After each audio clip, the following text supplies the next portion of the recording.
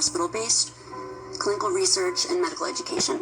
I'm a certified Microsoft Small Business Specialist. I've worked on space station designing the cabling system for the airlock module, where I was responsible for EMI, EMC analysis, which is electromagnetic interference, electromagnetic compatibility. I am a professor in the Department of Epidemiology, Biostatistics, and Occupational Health, and I teach there both toxicology and health effects of electromagnetic radiation. My name is Daphne Tachover, and I'm the founder of an organization called We Are the Evidence. We are an organization that represents the many adults and unfortunately many children who have become very sick from wireless technology radiation. There seems to be a couple false Easter eggs being put out there right now. I want to make sure we dispel that right off the gate. The effects of wireless on health scientifically are very, very clear. So it's always pushed back to the definition of an acceptable level of radiation. And that's what this is, by the way. This is about radiation. Wireless radiation has biological effects, period. My name is Dr. Angie Kolbeck.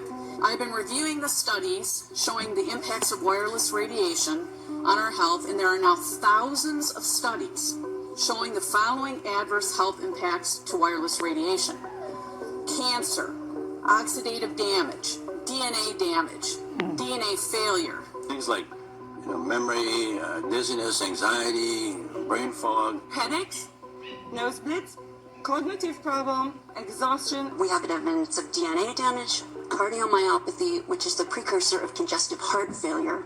Short and long-term memory loss, decreased attention spans, lower reaction times, even involuntary contractions of muscles causing misalignments of spines and jaws. Breast cancer. We suddenly have breast cancer in women who have no DNA predisposition. Disrupted immune function and change in stress proteins. Reproductive and fertility effects. There are dozens and dozens of studies that show beyond any doubt what this radiation is doing to our sperm. Now, if you take the cell phone out of your pocket, the sperm will recuperate within 3 to 4 months. What would not recuperate would be the damage to the DNA of the sperm. That is irreparable. The wife of the ex-governor of Indiana was diagnosed with glioblastoma. Same brain tumor Ted Kennedy had and John McCain had. Did you look at John McCain's scar? This is a cell phone brain tumor. LeBron James, one of our sports people, had a salivary gland tumor. That is another cell phone tumor. You didn't hear about it because immediately after that was discovered, he was paid by Samsung to become their spokesperson. We are seeing increases in brain tumors. I have a brain tumor. We're seeing increases in Alzheimer's. We're seeing increases in all of the neurotransmitter diseases, ALS, Lou Gehrig's disease, Parkinson's. These are all disease systems that are known to be associated with low-level energy exposures. We're talking about 24/7, around-the-clock exposure, wherever you are, and your whole body. You never get away from it. And it seems from our studies that maybe your immune system can cope with for a time, but it will deteriorate. Then the irradiation will definitely damage cells at the deeper level. And the question is, what will then happen? These are out of peer-reviewed papers, so these are not just hypochondriacs thinking that they're doing it. We're having real problems with this. This is no longer a subject for debate when you look at PubMed and the peer-reviewed literature.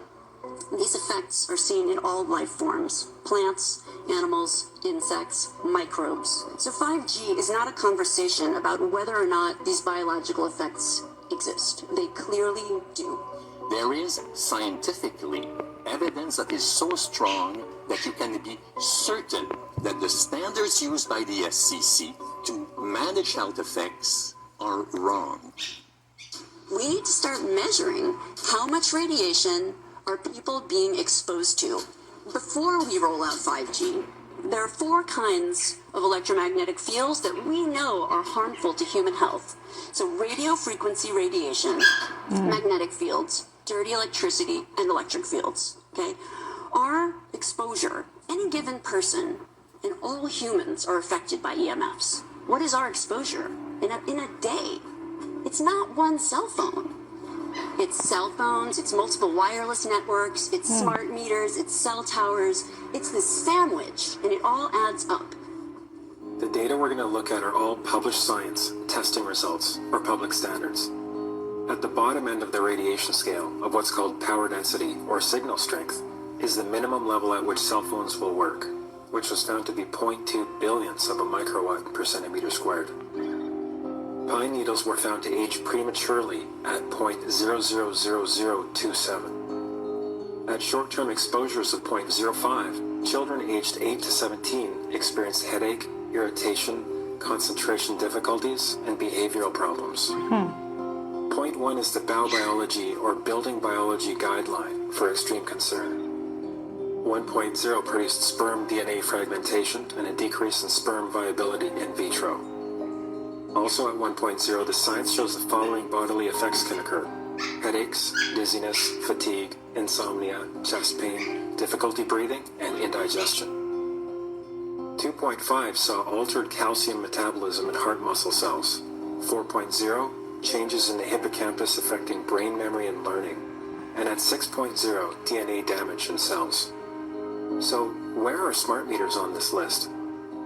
Electrical Power Institute in December 2010 measured a single Itron smart meter with pulses up to 7.93 microwatts per centimeter squared.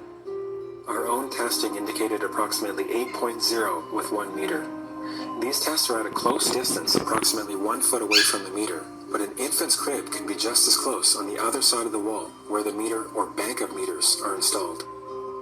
Even though there are all these known health effects at levels far lower, Switzerland, Liechtenstein, and Luxembourg see fit to set the standard at 9.5. And China, Poland, and Russia, 10.0. This is the same level at which behavior has been altered, producing reflexes of avoidance following 30-minute exposures. A room of 12 smart meters, very common and even a conservative number in an apartment building, tested at 19.8 microwatts per centimeter squared. This is hundreds of times higher than levels which clearly indicate harmful effects. So, how can utilities and governments get away with forcing these devices on everyone? This is how. In Canada and the US and several other civilized countries, the safety limit is set at 600 to 1,000 microwatts per centimeter squared. This so-called safety limit is literally tens of thousands of times higher than levels which are known to damage health, according to peer-reviewed published science. Oh Lord, help us all.